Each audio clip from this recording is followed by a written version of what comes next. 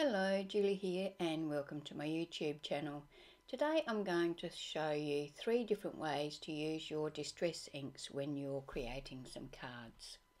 These are not necessarily new techniques but just reminders of things that we can do. We may as well make the best use of the products that we have in our stash. We'll start with this card. Now to create this card I'm going to use this stencil. It's by Little Birdie. Its number is DB6483. I don't know whether they're still around or not. I think I bought this at like the dollar shop. And I'm going to use my Distress ink. I think I might use Distress Oxide on this one first. I use both. So I'm going to start with Cracked Pistachio. I'm going to use my Hero Arts blending brush to do this, so I'm just going to load it up and start adding the ink through the stencil. I'm going to do an all over coverage of this technique.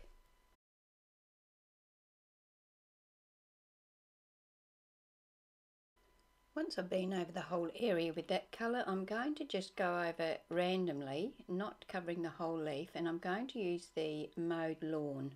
That's just the Distress ink, not the oxide. I find that the two blend well together. I don't have any trouble with them interacting with each other. So I'm just sort of applying the darker green to the bottom of each leaf. I trimmed this panel down to 3.5 inches by 7.5 inches, and I cut a piece of yellow cardstock. It's sort of like a mulberry cardstock, so it's quite textured, and I cut that so that it was 3 3/4 by 7 3/4. I'm going to ink around the edges of each of those papers now and attach them to my card base. I always make my own card bases. This one is particular, like the DL size or long line or whatever they call it. I have cut the cardstock to 8 inches square and then folded it in half, giving me a 4 by 8 card base. That will fit into the DL envelopes that we use here in Australia. Once I've cut them down, I ink around the edge of them using my black ink cube and then use double-sided tape to attach them to my card base. I'm going to use these flowers to decorate the front of my card. They are from my stash. I created them in a previous video and I'll link that video in the description box below. I'm going to use the art glitter glue to attach the flowers and leaves to the front of the card. I find the art glitter glue works really well. It dries clear and flat. You cannot pick it if you get it in the wrong spot, and it has a very good hold as well.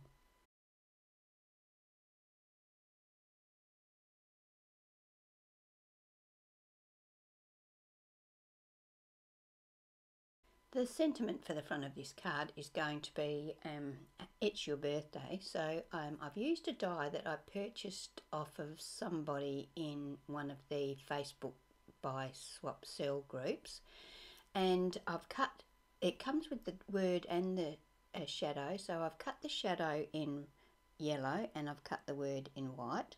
I'm going to ink around the edge of both of these, attach them on top of each other, and then use my same glue to attach them to the front of the card.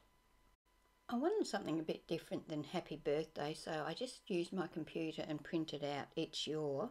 I've trimmed that down onto, I printed it onto white paper actually, then trimmed it down and attached it to some of the same yellow cardstock that I used behind the birthday word, and then trimmed that up so that there was about a 1/16 of an inch border all the way around, and then used my glue to attach that, sort of overlapping the B in the birthday.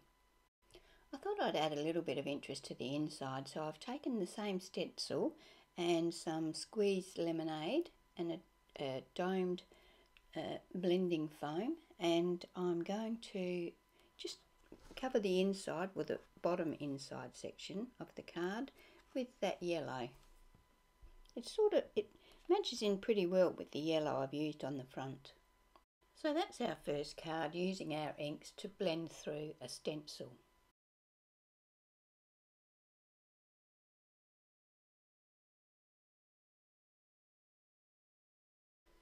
So for the next card, I'm making a 5¼ inch square card. I cut my own base once again, so I cut it at 10.5 by 5¼ and folded it in halves at 5¼ I am using just a piece of 5¼ inch white cardstock here, and I'm blending my distress inks using my foam blending tool. So this is one of those domed blending tools that I find work really well. So I'm starting off with my lightest colour. I'm going to use 2 yellows and 2 oranges for this panel. I started with Squeezed Lemonade and then moved on to Mustard Seed. When I do the second shade, so the darker yellow, I then go back with the lighter yellow over the top of it to help the blend. I don't find that I need any special card. This is just 300 GSM white smooth cardstock and it works perfectly fine. So that's how I do my blending. I work over it till I've got the coverage that I want.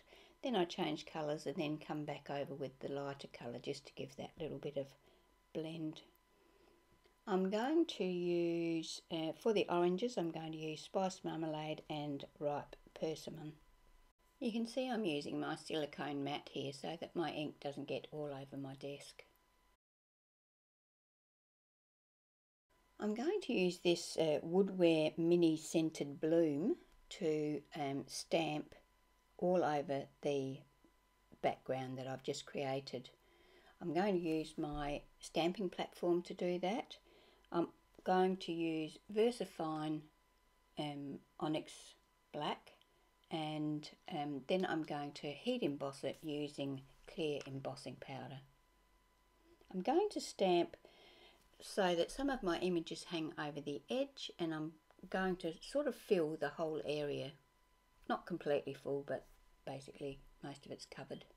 Although I hadn't planned it, when I added my embossing powder, the background inks weren't dry, and so the embossing powder stuck to the background as well. So it was a happy accident. I'm very happy that it worked out that way. I ended up giving it about 3 or 4 coats of the embossing powder just so that I got a nice, good, solid shine to it. Now I trim that panel down so that it's 4 3/4 inches square. I trimmed down a piece of black cardstock so that it's 5 inches square. This is going to sit between my card base and my inked panel.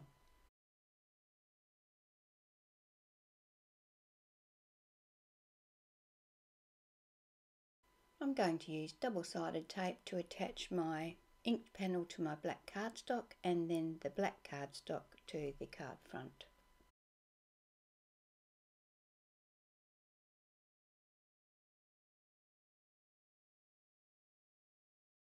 Because I didn't want to cover too much of my front panel up, I'm going to use Hero Arts Vellum and stamp that same stamp, that Woodware mini scented blooms, onto the vellum, and I'm going to do that twice, and I'm going to heat emboss it with clear embossing powder and fussy cut it. I'm also going to do the same thing with a couple of leaves. I want 3 leaves for my flowers, so I'm going to use a Paper Artsy stamp that I have. I don't know the name of the stamp because I have thrown the packaging out. I just remember that it's Paper Artsy, so I'm going to do the same thing with the leaf, one of the leaf stamps in there. I'm going to stamp that, and I'm using, of course, my VersaFine Onyx Black ink to do the stamping. I'm not using my platform this time. I don't know why, just wasn't handy, so I didn't use it. And so yes, that's what I'm going to do, and I'll get back to you when they're finished. Once I've heat embossed them, I'm going to fussy cut them as well. Now I'm going to decide where I want them on my card, and I'm going to attach them using liquid glue. I'm just going to try and get the glue just on the areas where the embossing is, or where they're sitting under a flower or something like that. So that's always a bit of a trick with vellum, is to get the ink, the glue or tape, whatever you're using, so that you can't see it. The sentiment for this card is best wishes. I dug it out of my little pot that I keep here with various sentiments in it that are all ready to go. I trim that down to size and then mat that onto some of the black cardstock and then attach it to the front of my card. This might be a good time for me to remind you that if you like my video, I'd love it if you would give me a thumbs up. And also, if you're not already a subscriber, I'd love it if you would subscribe to my channel as well. I've just attached that sentiment directly onto the card. There's no foam or anything behind that. So there's our second card for today, using our ink blending for a background. The third card for today is a 4¼ inch by 6 inch card. I've cut a panel of cardstock, the same 300 gram cardstock that I've been using throughout the video, and I'm going to use my stamp positioner and stamp this Woodware stamp. It's called Scented Blooms. I'm going to stamp that once onto that panel. It's a brand new stamp, I haven't used it before, so it will take me a couple of times to get a good image. That's why I'm using my stamp positioner. So I'm going to use a bit of repositionable tape to hold that in position in the middle of my stamping platform, because I wasn't too sure whether the stamp would be too close to the edge. I didn't know whether it was hanging over or what. So I'm going to stamp that down with the Onyx Jet Black ink and then heat emboss it with some clear embossing powder. This card took me the longest time of these three, but it was very relaxing and I do enjoy using my inks in this manner. So I would suggest, if you haven't tried this technique, get your pen. I mean, it doesn't have to be a water pen, it can be just a normal brush. You can dip it into water. I did rinse my brush off between colours, so when I changed to yellow or orange or whatever, I dipped it into a tub of water just to make sure that it was nice and clean. But yeah, if you haven't got a water brush, just use a normal brush and dip it into your tub of water. But it is very relaxing and it's very easy to do, and it looks good. The technique for this card using my inks is to use it like a watercolour. So I'm using a water brush and I'm applying the ink straight to the design. Now, because the design is embossed, that helps to keep your colour inside the area that you want it. I'm not adding any extra water, I'm just using the water brush to do its trick. I'm not squeezing it or anything like that. I dipped the, I just put a little bit of the ink onto an acrylic block and then feed from there. I don't want to put my water brush onto my ink pad. I think that might do it some damage. So the first thing I do is colour the whole area with the base colour. So in this particular case, I'm using the cracked pistachio to cover the whole leaf, or all of the leaves actually.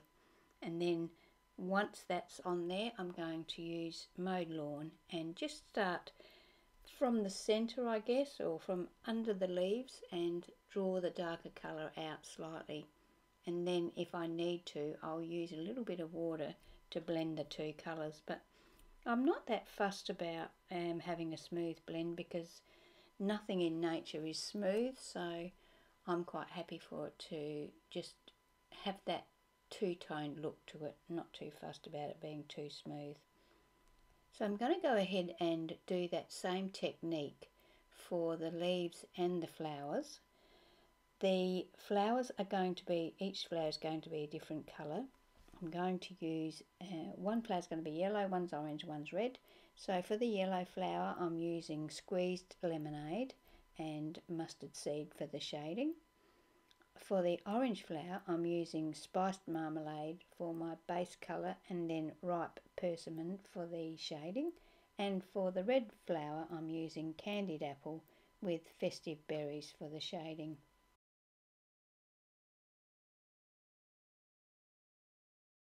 Now I trim that panel down to 3 3/4 inches by 5½ inches. And I cut a piece of gold mirror card 4 inches by 5 3/4 inches to sit behind my coloured panel. I used double-sided tape to attach my coloured panel to my mirror card, and then I attached that to the card front using double-sided tape once again. I did ink around the edge of both the white panel and the gold panel before I attached them to the card front. I really like the look that you get when you ink around the edge of your papers.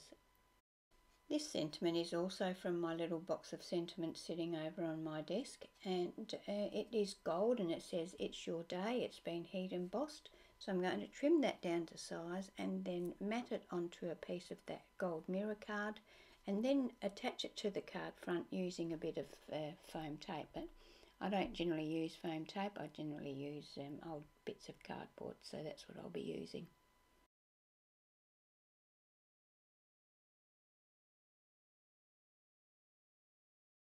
Seeing as how I have that gold frame around my front of the card, I've decided to add some of my art glitter glue to the centre of each of those flowers and then sprinkle some gold glitter over the top and then tip that off. The gold glitter will stick to the glue as it dries, and it will just add a little bit of bling to this card. It sort of goes in with the gold frame. So there we have our 3 cards for today. I hope this has given you some ideas and you might be able to pull your inks out and get some use from them. I know that I've got plenty of things sitting in the cupboard that need to come out, so I hope you can do that and use up your inks. And thank you for being here and watching my video, and don't forget to subscribe if you're not already, and I hope you can join me for my next video. Bye.